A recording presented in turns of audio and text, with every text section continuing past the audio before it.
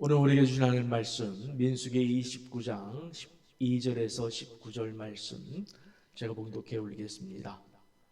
일곱째 달 15째 날에는 너희가 성회로 모일 것이요 아무 일도 하지 말 것이며 이레 동안 여호와 앞에 절기를 지킬 것이라. 너희 번제로 여호와께 향기로운 화제를 드리되 숫송아지 13마리와 순양 2마리와 1년 된 순양 14마리를 다 흠 없는 것으로 드릴 것이며, 그 소재로는 고운 가루에 기름을 섞어서 숫송아지 13마리에는 각기 10분의 3이요 순양 2마리에는 각기 10분의 2요 어린 양 14마리에는 각기 10분의 1을 드릴 것이며, 상번제와 그 소제와 그 전제 외에 순염소 1마리를 속죄제로 드릴 것이니라. 둘째 날에는 숫송아지 12마리와 순양 2마리와 1년 되고 흠 없는 순양 14마리를 드릴 것이며, 그 소제와 전제는 그 숫송아지와 순양과 어린 양의 수요를 따라서 규례대로 할 것이며, 상번제와 그 소제와 그 전제 외에 순염소 1마리를 속죄제로 드릴 것이니라. 아멘.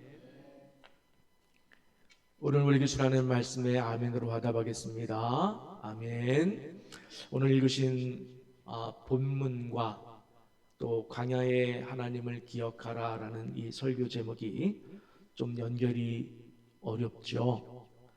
오늘 설교는 조금은 복잡할 수 있고 또 훨씬 폭넓게 접근해야 와닿을 수 있는 말씀이기도 합니다. 오늘 설교의 내용은 여러분 집에 가서 꼭 한번 읽어보시기 바랍니다. 민수기 28장과 29장 전체를 읽어야 이해될 수 있는 부분입니다만 시간상 핵심되는 구절만 봉독해 올렸습니다.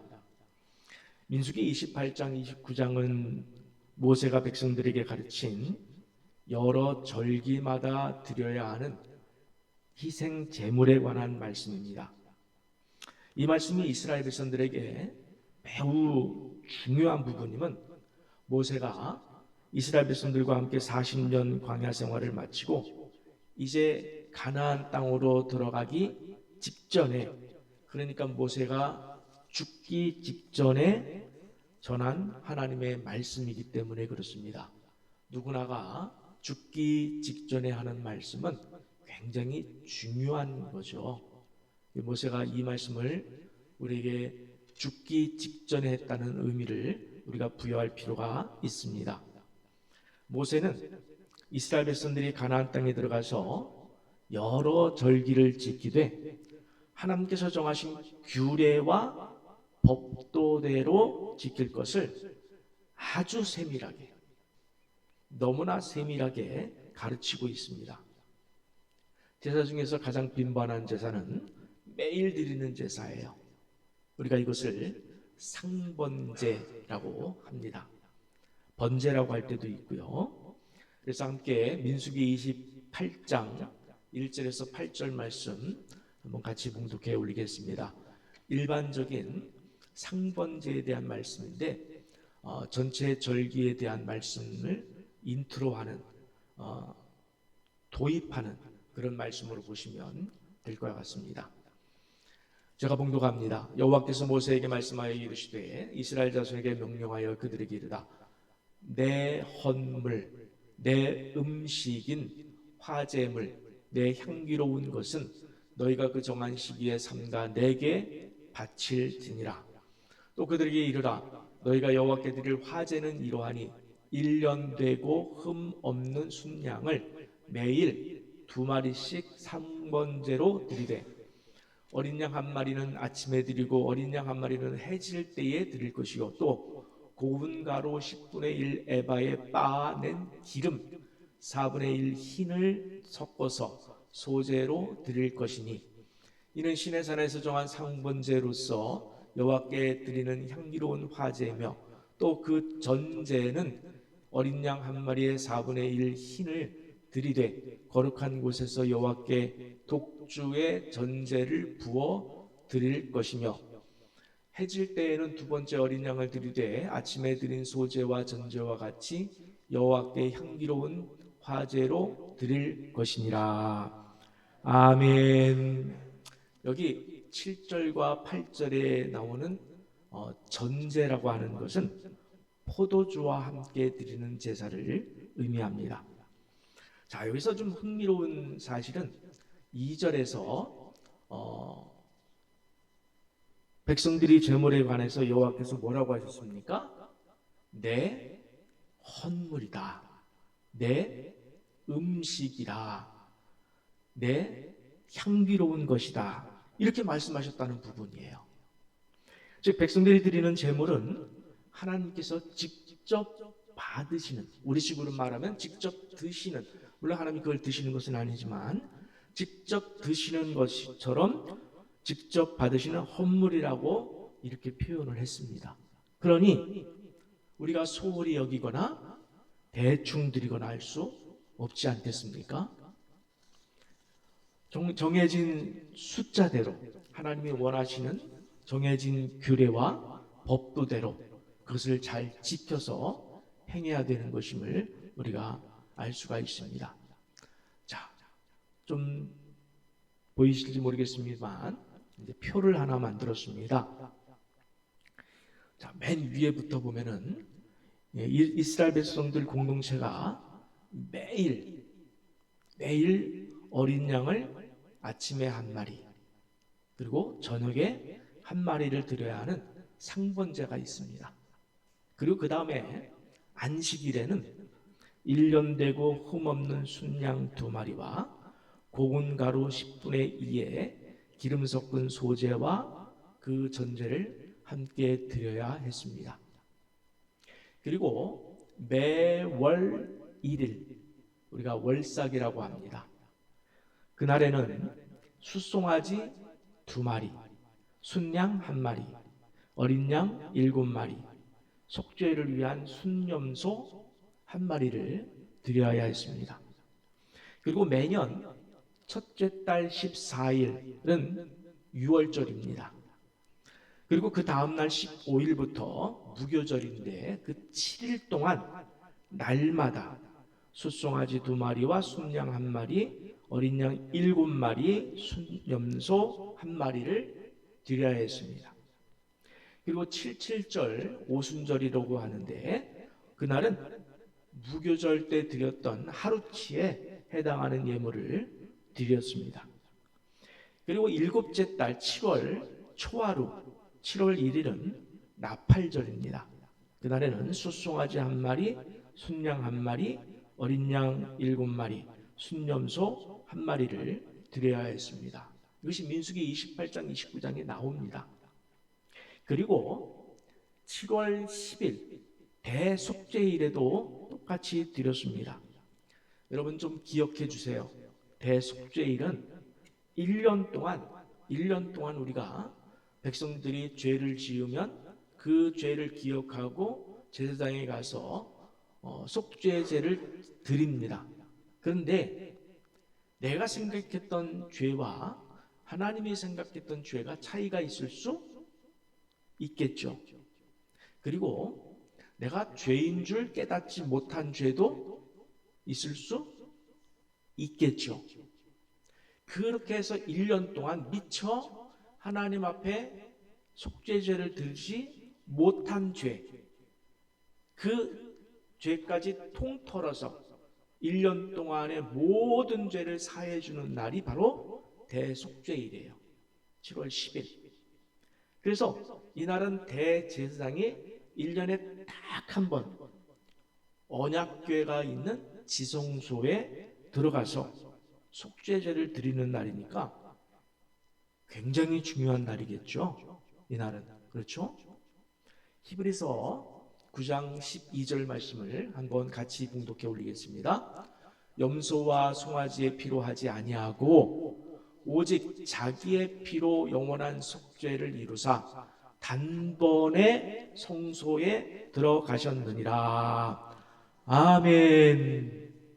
예수님께서 자기의 피와 영원한 속죄를 이루사 단번에, 여기 성소는 지성소를 말합니다, 지성소에 들어가셨다라고 했습니다. 그러니까 구약에서 7월 10일 대속죄일에 대제사장이 지성소에 들어가서 제사를 지내므로 백성들의 모든 죄를 용서받는 이 의식은 오늘 우리의 모든 죄를 사해 주신 예수 그리스도의 대속의 제사와 같은 의미라는 거예요. 그러니까 이 대속의 제사인 대속죄일, 이것은 얼마나 중요한 절기라고 할 수 있겠습니까? 그렇죠? 자, 여기까지 우리가 날마다 드리는 상번제부터 시작해서 각 절기마다 드려야 하는 제물들, 제사를 살펴봤습니다. 그런데 오늘 여러분과 은혜를 좀 나누려고 하는 절기는 마지막 초막절 제사입니다.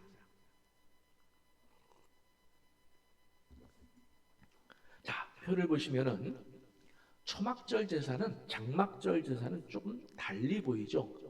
그 색깔을 좀 달리 했습니다만 앞에 것들은 한 줄씩만 요약되어 있는데 초막절, 장막절은 첫째 날부터 여덟째 날까지 다 써 있죠. 기록되어 있습니다. 그렇죠? 표에서 보다시피 제사의 규모가 전혀 달라요. 일단 성경도 예를 들어서 일주일 동안 드리는 무교절도 하루하루 기록해 놓지 않고 그냥 이래 동안이라는 표현으로 무교절도 넘어갑니다. 근데 초막절은 첫째 날부터 여덟째 날까지 하루하루의 제사법이 다 달라요. 그래서 민수기 39장 12절부터 무려 38절까지 매일매일의 제사를 별도로 하나씩 기록해 놓았다는 점에서 우리는 주목할 필요가 있고, 여러분 꼭 그렇게 읽어보시기를 바랍니다. 그리고 제물도 자, 표에서 보시다시피 다른 절기에는 예를 들어 수송아지 2마리 정도였는데 초막절에는 13마리부터 시작해서 하루에 1마리씩 줄어들고, 순양도 다른 절기에는 1마리였는데 초막절에는 2마리예요. 어린 양도 다른 절기에는 많아야 7마리인데 초막절에는 그의 2배인 14마리씩 드렸습니다. 그리고 우리가 유념해야 할 것은 절기가 겹칠 때예요. 예를 들어서 매일 드리는 상번제가 있죠. 근데 7일마다 돌아오는 안식일도 있잖아요. 그렇죠? 상번제도 드려야 하고 안식일도 드려야 하고. 근데 또 다른 절기가 안식일과 겹칠 수도 있겠죠? 그 절기가 겹쳐지면은 어떻게 드리느냐 할 때 성경이 분명히 말하고 있어요. 모든 제물을 합해서 하나도 빼놓지 말고 다 드려야 한다. 이렇게 성경은 말하고 있어요. 즉 겹친 날이라고 해서 대충 생략해도 되는 제사나 제물은 없다는 말씀이에요.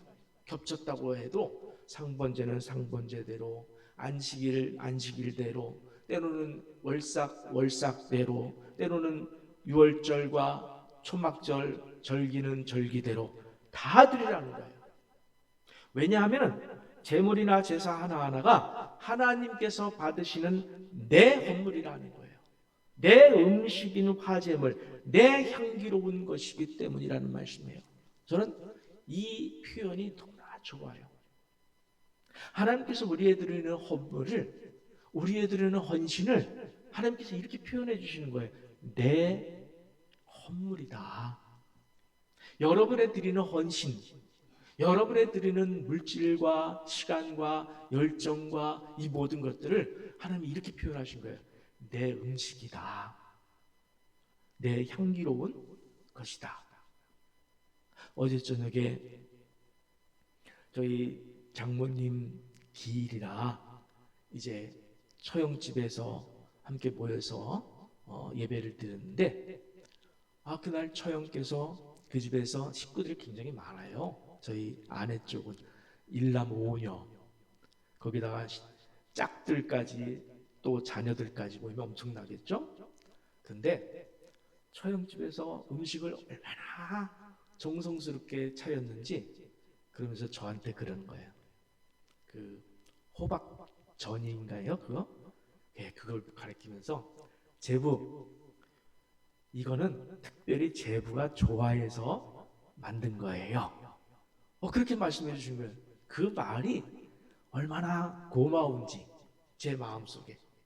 여러분, 우리가 드리는 하나님의 헌물이 하나님께서 고맙다, 고맙다 그러면서 받으시는 거예요. 그러니 여러분의 헌물, 여러분의 헌신을 소홀히 드릴 수 있겠습니까? 하나하나 드릴 때마다, 하나하나 올려드릴 때마다, 하나님께 열정을 드릴 때마다 하나님 받으시옵소서, 잡수시옵소서, 드시옵소서 라는 그런 마음으로 우리가 드려야 한다. 이렇게 생각하니 우리의 삶 가운데 어느 것 하나 소홀하게 그렇게 살아갈 부분이 없다는 사실을 깨닫게 되었습니다. 그렇다면 여러분, 하나님은 왜 초막절을 특별히 다른 절기와는 비교도 안 되는 많은 제물을 드리라고 했을까요? 우리가 일반적으로 생각할 때는 출애굽을 기념하는 6월절, 여러분 굉장히 중요한 절기죠. 우리의 구원을 나타내는 절기니까요. 그렇죠? 또 1년에 단 한 번만 드리는 대제사장이 지성소에 딱 한 번 들어가는, 그래서 백성들의 미처 속죄하지 못한 죄까지도 다 쓸어서 다 몽땅 쓸어서 그날 회개하고 용서를 구하는 대속죄일 7월 10일, 엄청나게 중요한 절기라고 생각이 됩니다. 그런데 초막절은 그보다도 더 중요하게 여기는 것처럼 우리가 보이도록 어느 것이 더 중요하다고 얘기는 못하겠어요. 근데 성경을 읽다가 보니까 이게 더 중요해 보이는 거예요. 왜? 훨씬 많은 제물을 드려요. 훨씬 많은 제물을 드리고 성경도 훨씬 많은 분량의 말씀으로 우리에게 말씀해 주시더라는 거예요. 제가 거기에 은혜를 받았어요. 물론 해석하시는 분마다 여러 가지로 해석될 수도 있겠지만 저는 초막절이 우리의 지금에 해당되기 때문이라는 이유를 붙잡고 싶습니다. 우리의 삶의 오늘이라는 이유로 이렇게 강조하셨다고 그 이유를 붙잡고 싶습니다. 여러분, 우리는 구원의 어느 지점에 와 있습니까? 물론 아직도 구원의 확신이 없으신 분도 계실 수 있겠습니다만은, 여러분, 우리는 대부분이 이스라엘 백성들이 구원받은 것, 출애굽을 기념하는 6월절이나 죄를 대속하는 대속죄일 지점, 이 지점은 이미 지났습니다. 왜? 우리는 이미 구원받은 확신이 있습니다. 그리고 대속죄일과 비슷하게 갈 수 있는, 그 속죄를 대신할 수 있는 예수 십자가 보혈의 대속의 제사, 십자가 사건은 이미 2000년 전에 끝났습니다. 그렇다면 우리는 지금 어느 지점에 와 있냐면, 출애굽해서 홍해를 건넌 후에 어디에서 생활하고 있는 것입니까? 광야에서 생활하고 있는 거예요. 그래서 오늘 제목을 광야의 하나님을 기억하라. 우리는 광야에서 생활하는 중이라는 거예요. 그래서 돌에 맞아 죽은 스데반도 설교 중에 독특한 단어를 썼습니다. 교회를 가리켜 광야 교회라고 했습니다. 다시 한번 오늘의 요절인 레위기 23장 43절 말씀을 여러분과 함께 같이 봉독하겠습니다. 이는 내가 이스라엘 자손을 애굽 땅에서 인도하여던 때에 초막에 거주하게 한 주를 너희 대대로 알게 함이라. 나는 너희의 하나님 여호와이니라. 초막절에 대한 하나님의 말씀이에요. 백성들의 광야 생활을 잘 정리해 놓은 말씀이 하나 있습니다. 신명기 8장 1절에서 4절 말씀인데 제가 봉독해 올리겠습니다. 성경에서 신명기 8장 1절에서 4절은 중요한 절이에요. 여러분 밑줄 읽어놓고 자주 한번 읽어보시기 바랍니다. 묵상하시기 바랍니다. 제가 읽습니다. 내가 오늘 명하는 모든 명령을 너희는 지켜 행하라. 그리하면 너희가 살고 번성하고 여호와께서 너희의 조상들에게 맹세하신 땅에 들어가서 그것을 차지하리라. 네 하나님 여호와께서 이 40년 동안에 네게 광야 길을 걷게 하신 것을 기억하라. 이는 너를 낮추시며 너를 시험하사. 자, 요 대목을 좀 기억을 해주세요. 너를 낮추시며 너를 시험하사 내 마음이 어떠한지, 그 명령을 지키는지 지키지 않는지 알려 하심이라. 이건 만나에 관련된 말씀이에요. 3절 너를 낮추시며 너를 줄이게 하시며 또 너도 알지 못하며 네 조상들도 알지 못하던 만나. 이 표현을 꼭 기억하시기 바랍니다. 이 만나를 네게 먹이신 것은 사람이 떡으로만 사는 것이 아니요 오직 여호와의 입에서 나오는 모든 말씀으로 사는 줄을 네가 알게 하려 하심이라. 하나님의 의도가 있다는 거예요. 그러면 깨달아야 되는 거예요. 4절 이 40년 동안 네 의복이 헤어지지 아니하였고 네 발이 부르트지 아니하였느니라. 아멘. 아멘으로 하답하겠습니다. 아멘. 여러분 구원의 확신을 가지고 믿음 생활을 하면서도 계속해서 우리의 마음은 어디를 향하고 있습니까? 여러분 혹시 남은 인생은 어떻게 살지? 계속해서 여러분 이것 붙잡고 있는 건 아닙니까? 남은 인생은 내가 어떻게 살지? 노후는 어떻게 살지? 퇴직 후에는 어떻게 살지? 내일은 어떻게 살지? 여기에 붙잡혀 있지 않습니까? 아닙니까? 아니 더 솔직한 표현으로 남은 삶 동안 내가 뭘 먹고 뭘 입고 뭘 쓰고 뭘 하면서 어떻게 살지? 라는 걱정 아닌 걱정 아닙니까? 모두가 그런 것에 붙잡혀 있는 것은 사실입니다. 가나안 땅을 앞둔 이스라엘 백성들도 같은 마음이었을 것입니다. 가나안 땅에 들어가면은 어떻게 살지? 생전 가보지도 않았던 땅인데, 가본 적도 없는 땅인데, 가나안 땅에 들어가서 우리가 어떻게 살지? 그런 백성들과 오늘 우리에게 하나님은 이렇게 말씀하시는 거예요. 따라서 합시다. 너희는 초막절을 기억하라. 이렇게 강조하고 있는 것입니다. 다른 절기와는 전혀 다른 형식으로 절기를 지켜서 특별히 너희가 초막절을 기억하고 또 기억하라 라고 하십니다. 드리는 제물도 다른 절기와는 비교도 할 수 없는 많은 제물을 드리면서 기억하고 또 붙잡아라 이렇게 말씀하신 거예요. 그렇다면 무엇을 기억하란 말씀인가?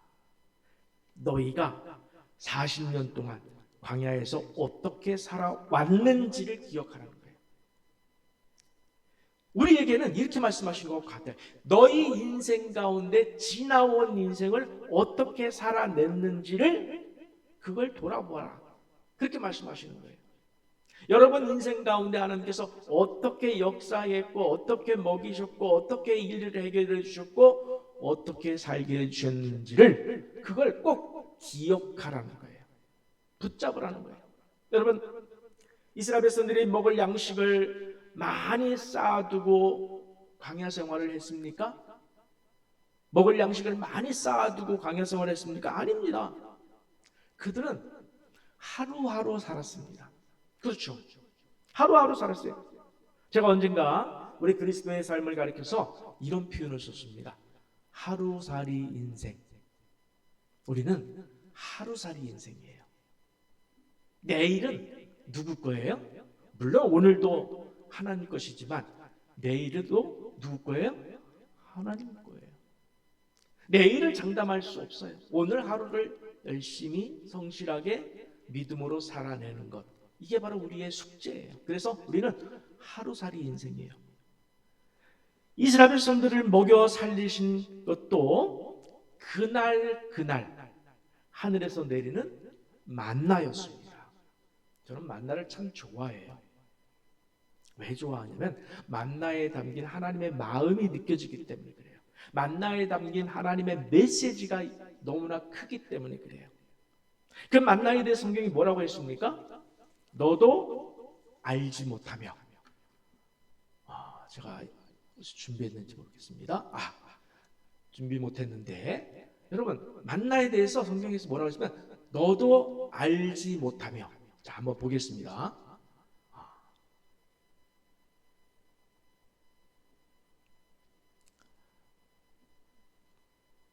네, 3절에 나오죠. 너도 알지 못하며 네 조상들도 알지 못하던 만나다, 이렇게 표현했습니다. 여러분 만나의 뜻이 뭔지 아십니까? 이것이 무엇이냐. 안다는 거예요, 모르는 거예요? 모르는 거죠. 만나가 있는데 이게 뭐냐? 이게 만나예요. 이게 뭐냐? 묻는 거예요. 모른다는 거예요. 무슨 말이죠? 여러분 우리가 먹고 사는 삶 전체는 내 힘과 내 지혜로 사는 것이 아니에요. 내 계획대로 사는 것이 아니라는 의미입니다. 하루하루가 하나님의 은혜로 사는 삶이라는 뜻입니다. 참으로 기가 막힐 정도로 놀라운 하나님의 방법이고 메시지라고 저는 찬사를 올려드리고 싶고 정말 이 만나의 뜻 앞에서 엎드려 경외하고 싶은 대목입니다. 만나의 뜻 앞에서 맞습니다, 주님. 내가 내 인생을 사는 것 모릅니다. 지나온 인생도 내가 어떻게 살았는지도 모릅니다. 앞으로도 내가 어떻게 살지도 모릅니다. 내가 먹어야 할 것, 내가 마셔야 될 것, 내가 준비할 수 있는 것이 아님을 내가 믿습니다. 하나님이 공급해 주셔야 하는 하나님의 방법은 우리의 방법보다 높다고 하셨어요. 우리의 길보다 크다고 하셨어요. 하늘이 땅보다 높음 같이 많다고 하셨어요. 다르다고 하셨어요. 하나님께서 하실 거라는 얘기예요. 여러분 만나를 묵상하시기 바랍니다. 만나를 묵상하세요.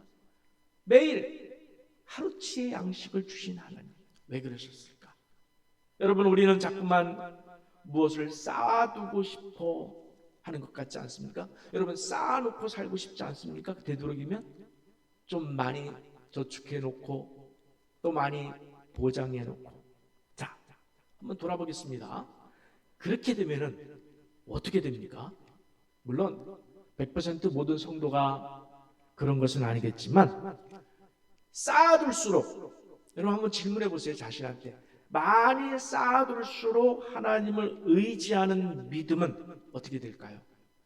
그건 작아들어요. 줄어들어요. 대신 쌓아둔 물질을 의존하게 되지 않겠습니까? 그런 마음이 있어요.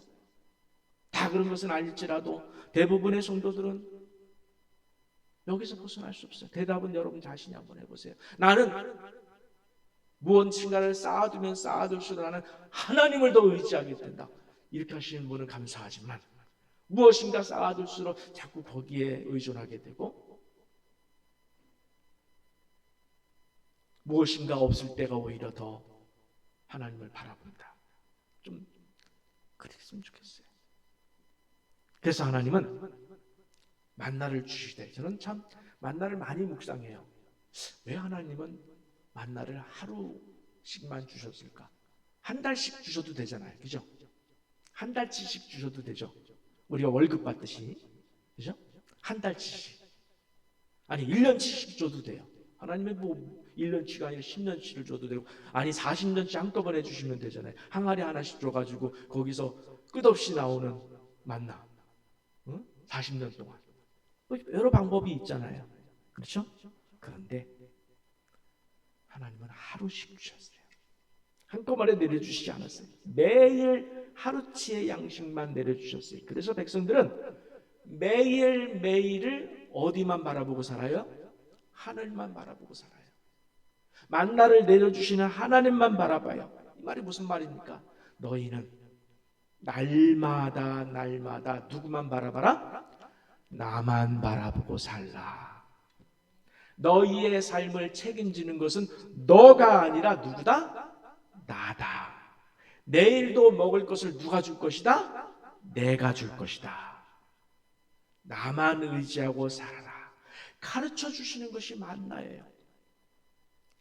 그런데 안식일에는 만나를 내려주지 않으셨습니다. 왜 안 내려줬을까요? 안식일에는 먹을 것을 구하러 나가지 말라는 거예요. 일하지 말라는 거예요. 하나님을 예배하는 데 전념하라는 겁니다. 그래서 전날, 안식일 전날은 꼭 이틀 지분을 내려주셨어요. 평일에는 하루치 이상을 걷어서 쌓아두면 어떻게 되었다고 그랬습니까? 평일에는 하루치 이상을 걷어서 쌓아두는 사람이 있었어요. 여러분 가운데 여러분이라면 어떻게 하시겠어요? 저 같아도 솔직히 묵상하는데 저 같아도 혹시 내일 안 내려주시면 하는 그런 생각으로 내일 먹을 것까지 좀 한번 갖다가 쌓아놔 봤을 거예요, 진짜로. 그래서 성경에서 이 말씀이 나오는 거예요. 너를 낮추시며 명령을 지키는지 안 지키는지 보겠다. 하나님이 뭐라고 그랬어요? 하루치 오늘 먹을 양만 남지도 않고 모자라지도 않고 걷어가라. 그렇게 하셨는데도 불구하고 우리는 그런 마음이 있어요. 내일치까지 갖다가 쌓아놓고 싶은 마음이 있어요. 그런데 그렇게 쌓아놓은 것이 어떻게 되었습니까? 썩어서 냄새가 났어요. 썩어서 냄새가 났어요. 깨닫습니다. 하루치 이상을 걷어봐야, 쌓아놔봐야 그건 썩는 거구나. 내 것이 아니구나. 여러분, 만나가 주는 메시지는 정말 좋아요. 오늘도 마찬가지예요. 여러분이 내일을 위해서 무언가를 쌓아두었다고 해서 그것이 여러분의 인생을 보장해 주지 않습니다. 하나님께서 그것을 썩게 만드시면 썩어 단숨에 없어져버려요. 단숨에 없어지겠어요. 만나가 주는 메시지는 정말 좋아요. 그런데 안식일 전날 거둔 만나는, 이 만나는 다음날 안 썩어요. 누가 안 썩게 하시는 거죠? 하나님이 안 썩게 해주시는 거예요. 그러니까 먹고 입히시는 모든 것이 누구 손에 달려있다? 하나님 손에 달려있다. 하나님 손에 달려있구나. 하나님이 나를 먹이시는구나. 이걸 좀 깨달아라 라고 하나님이 강조하고 또 강조하고 또 강조하는 말씀이에요. 그렇게 먹이신 세월이 무려 40년이었어요. 40년 동안 먹을 것만 주시지 않았어요. 뭐라고 그랬습니까? 의복이 헤어지지 아니하였고 신발이 없어 발이 부르트지 않았다고 그랬어요. 이사야 46장의 말씀 표현대로 이해하면 40년 동안 하나님이 그들을 안고 오셨다는 말씀이에요. 하나님께서 그들을 품고 오셨다는 말씀이에요. 하나님께서 그들을 업고 오셨다는 말씀이에요. 여러분, 은혜가 되십니까? 정말 은혜가 되지 않습니까? 40년 동안 자기 백성을 하루도 굶기지 아니하시고 입히시고 먹이시고 재우시고 인도하신 그 하나님, 여러분, 그 하나님 백성들의 보호자가 되시고 인도자가 되어주셔서 밤에는 불기둥으로 낮에는 구름기둥으로 지켜주신 그 하나님이 오늘 내가 예배하는 그 하나님과 동일한 하나님이시고 그 백성이 오늘 우리임을 믿으시기 바랍니다. 얼마나 좋습니까? 하나님께서 그렇게 약속을 해주신 거예요. 그렇게 지켜주신 거예요. 그렇게 행하신 거예요. 자, 여기서 우리가 하나 더 살펴보고 싶은 것은 어쩌면 더 큰 은혜가 될 수도 있습니다. 백성들이 한 해 동안 드려야 할 희생제물을 한번 모두 더해봤어요. 그랬더니 한 해 동안 숫송아지 113마리, 어린 양은 1086마리, 소재의 고운 가루는 1톤, 기름과 포도주는 각각 1000병이 넘었어요. 자, 여러분, 이게 무엇을 말할까요? 너희는 가나안에 들어가서 내 백성으로 살면, 내 명령을 지키고 살면 내 규례와 법도대로 살면 이렇게 하나님께 드리고도 남을 만큼 풍족한 삶을 살게 될 것이라 라는 하나님의 미래에 대한 약속이기도 합니다. 여러분 생각해 보세요. 하나님이 이렇게 드리라고 했는데 가나안 땅에 가서 드릴 소가 없고 드릴 양이 없고 드릴 기름이 없이 맨날 기근이고 가뭄이고 집안에 양식이 하나도 없고 그러면 하나님께 드릴 제사에 드릴 제물이 있겠습니까? 없잖아요. 그런데 하나님께서 이렇게 제물을 드릴 것이다, 드려라 한다면 적어도 이스라엘 백성들에게는 이것 이상으로 제물이 먹을 것이 넘쳐날 수밖에 없는 약속이라는 거예요. 이해하십니까? 여러분 요거를 하나님의 약속의 방법으로 사용하시는 대목인데 우리가 약속하는 것과 조금 다른 식으로 약속하셔요. 하나님은 우리는 약속하기를 예를 들어 가지고 먹구름을 봐라. 그럼 뭐가 와요? 비가 오리라. 그래서 비가 온다는 징조인 먹구름이 먼저입니까? 비가 먼저입니까? 먹구름이 먼저죠. 그렇죠? 먹구름을 보고 나서야 비가 오는구나 이렇게 하죠. 이해되시죠? 하나님은 그렇게 쓰지 않으셔요. 비가 올 것이다. 반드시 비가 온다. 그럼 지금 뭐가 생겨야 돼요? 먹구름이 생겨요. 뒤에 걸 약속하셔요. 예를 들어서 이사야 7장에서 하나님께서 약속했어요. 처녀가 잉태하여 아들을 낳을 것이다. 지금 전쟁 중에 있었습니다. 전쟁 중에 있는데 왕이 이 전쟁에서 하나님을 믿지 않고 자꾸 다른 나라를 의지해요. 그러니까 하나님께서 이 약속을 해주시는 거예요. 보라, 처녀가 잉태하여 아들을 낳을 것이다. 그러면 처녀가 잉태하여 아들을 낳기 위해서는 이 전쟁 이겨야 돼요, 져야 돼요? 이겨야 돼요. 이 전쟁을 이길 수밖에 없는 거예요. 여러분, 하나님은 절대적으로 우리를 천국에 인도하여 내실 줄 믿으시기 바랍니다. 우리를 천국에 인도하시기 위해서는 우리가 죽기까지 하나님이 우리를 안고 가시고 품고 가시고 업고 가셔야 하실 줄 믿으시기 바랍니다. 아멘. 그러니 너희는 가나안에 가서 어떻게 살아라? 그러니 너희 그리스도인들을 우리는 어떻게 살라는 말씀입니까? 다시 신명기 8장 1절 시작. 내가 오늘 명하는 모든 명령을 너희는 지켜 행하라. 그리하면 너희가 살고 번성하고 여호와께서 너희 조상들에게 맹세하신 땅에 들어가서 그것을 차지하리라. 아멘. 전에도 이 말씀 많이 봤죠. 이 형식의 말씀 많이 봤죠. 너희는 말씀을 지켜 행하라. 그리하면 내가 하나님이 살게 해 줄 것이다. 여러분, 예수님께서도 산상수훈을 통해서 뭐라고 말씀하셨습니까? 공중의 새를 보라, 들의 백합화를 보라, 오늘 있다가 내일 아궁에 던져진 들풀도 하나님이 이렇게 입히시거든. 하물며 너희일까 보냐 그랬어요. 하물며 너희일까 보냐. 하물며 하나님의 자녀인 하나님의 것인 우리일까? 무엇을 먹을까, 무엇을 마실까, 무엇을 입을까 염려하지 말아라. 내일 일을 위하여 염려하지 말아라. 너희 하늘 아버지가 먹이시고 입히실 줄 믿으라 라고 말씀하신 이 약속의 말씀을 믿으시기 바랍니다. 걱정하지 마시기 바랍니다. 염려하지 마시기 바랍니다.